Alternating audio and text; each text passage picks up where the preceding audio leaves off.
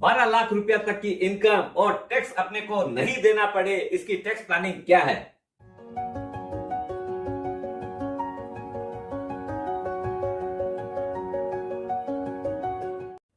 सुप्रभात दोस्तों, आप सभी का एसके हेल्थ एंड वेल्थ में स्वागत है। दोस्तों, अभी अभी आपने टैक्स का बजट सुना था। उसके अंदर बजट के अंदर जो है अपना बेस स्लैब जो है उसको 3 लाख रुपया कर दिया 2.5 लाख से, और फाइनेंस मिनिस्टर साहिबा ने बोला कि आपका 7 लाख रुपया तक कोई टैक्स नहीं देना है। लेकिन ये सब जितनी भी चीजें इस बार अमेंडमेंट हुई है या मॉडिफिकेशन हुआ है वो सब एप्लीकेबल 2023-24 के लिए है। लेकिन अभी जो अपने को इनकम टैक्स रिटर्न भरना है वो 2022-23 का है, इसलिए उसके बारे में बात करेंगे कि वहां पर अपने रेडी कैसे होना है और अपने कितना लाख रुपया तक का क्या प्रोविजन करें कि अपने को कोई टैक्स ही नहीं देना पड़े, उसकी अपने सारी बात करेंगे।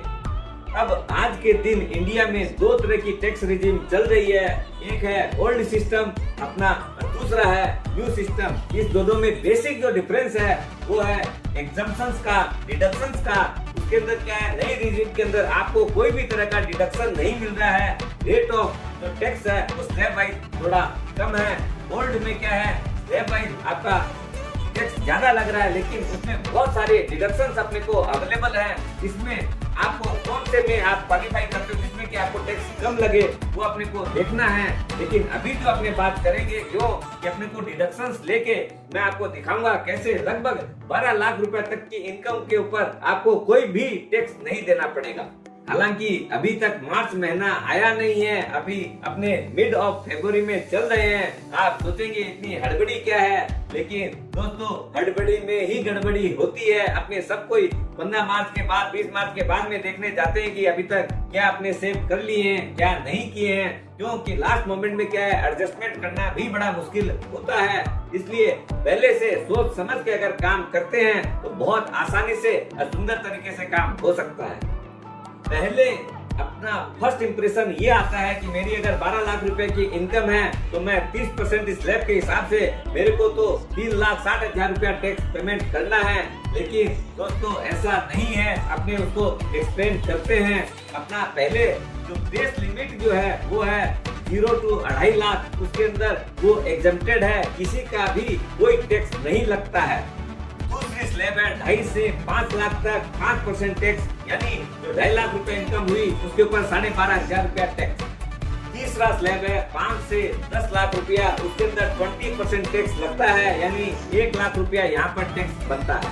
तीसरा स्लैब है 10 से 15 लाख, लेकिन अपने 12 लाख का अपने स्लैब अभी पकड़ रहे हैं तो 10 से 12 लाख का 30% यानी 2 लाख के ऊपर 60,000 रुपया टैक्स, यानी टोटल टैक्स हुआ 1,72,500 रुपया। इसके ऊपर 4% एडुकेशन सेस लगता है, इसको मिला के 1,79,500 बनता है। अपने पहले सोचे थे कि अपना 3,60,000 रुपया टैक्स लगेगा, लेकिन अब अपने ऐसे अगर डायरेक्ट कैलकुलेशन करते हैं तो 1,79,500 लग रहा है। मोटा मोटा समझ लीजिए कि आपको 15% ही टैक्स पड़ रहा है, यानी आधा हो गया। अब आते हैं दोस्तों की कैसे ये जो 1,80,000 रुपया लगभग जो टैक्स आ रहा है स्लैब के मुताबिक भी, इसको कैसे जीरो करें। सबसे पहला जो चीज टैक्स की चीज है वो ये है कि अपने जो टैक्स लगता है वो नेट इनकम के ऊपर लगता है, न कि ग्रॉस टोटल इनकम है उसके ऊपर। अब अपने उसको कैसे कैसे रिड्यूस कर सकते हैं। समझ लीजिए आपका 12 लाख रुपया का पैकेज है, कॉस्ट टू कंपनी 12 लाख रुपया है, अपने उसको कैसे अभी अपने बात करके कैसे कौन कौन से एग्जम्पशन ले सकते हैं, क्या क्या डिडक्शन मिल सकता है, उन सब की बात करेंगे। सबसे पहला जो अपने को अलाउड है डिडक्शन वो है स्टैंडर्ड डिडक्शन। ये जो है अपने को सीधा 50,000 रुपया का मिलता है मैक्सिमम, यानी आपका 2.5 लाख रुपया एग्जम्प्टेड है, 50,000 रुपया या और आ गया, यानी 3 लाख रुपया तक अपने को कोई टैक्स नहीं देना है।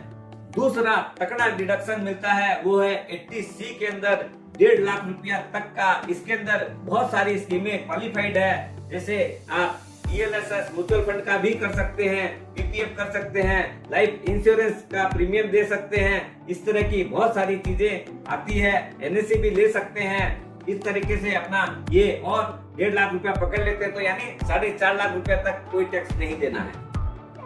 तीसरा और एक महत्वपूर्ण डिडक्शन है एनपीएस का सेक्शन 80CC(D) का। उसके अंदर आपको 50,000 रुपया तक का टैक्स बेनिफिट मिल सकता है, यानी आप 5 लाख रुपया तक की अगर इनकम है तो कोई टैक्स नहीं देना है।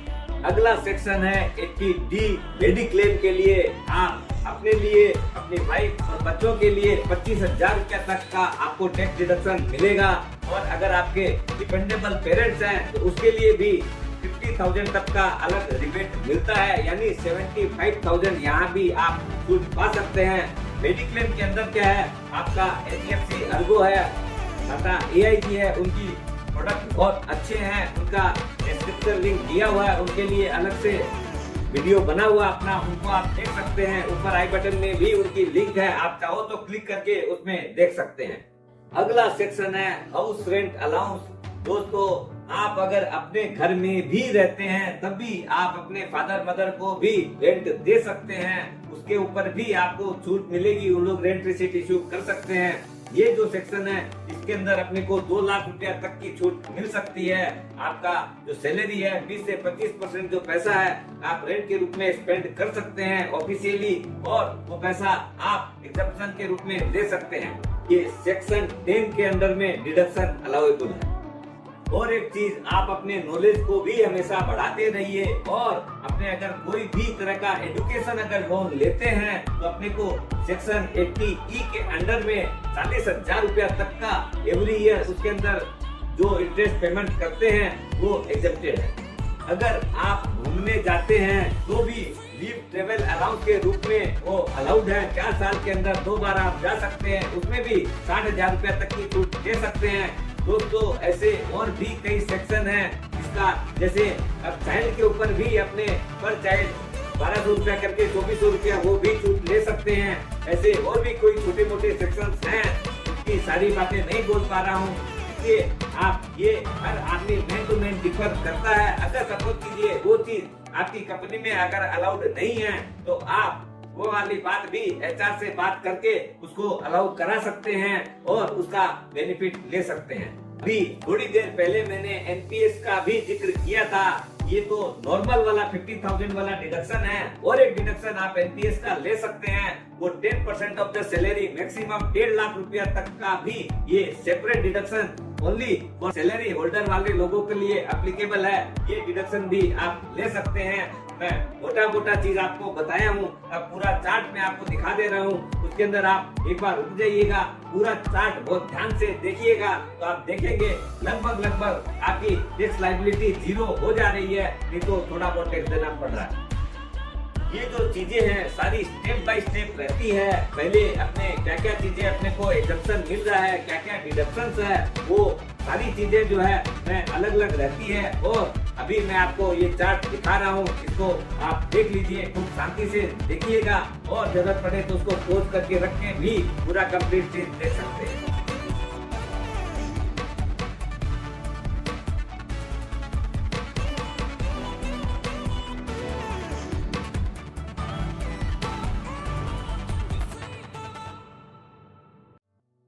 दोस्तों, ये सब जो चीजें मैंने आपको बताई है बहुत ध्यान देने योग्य है। बहुत सारी चीजों को अपने इग्नोर कर देते हैं, या हो सकता है अपने जानकारी में नहीं है, उसकी वजह से भी टैक्स देना पड़ जाता है।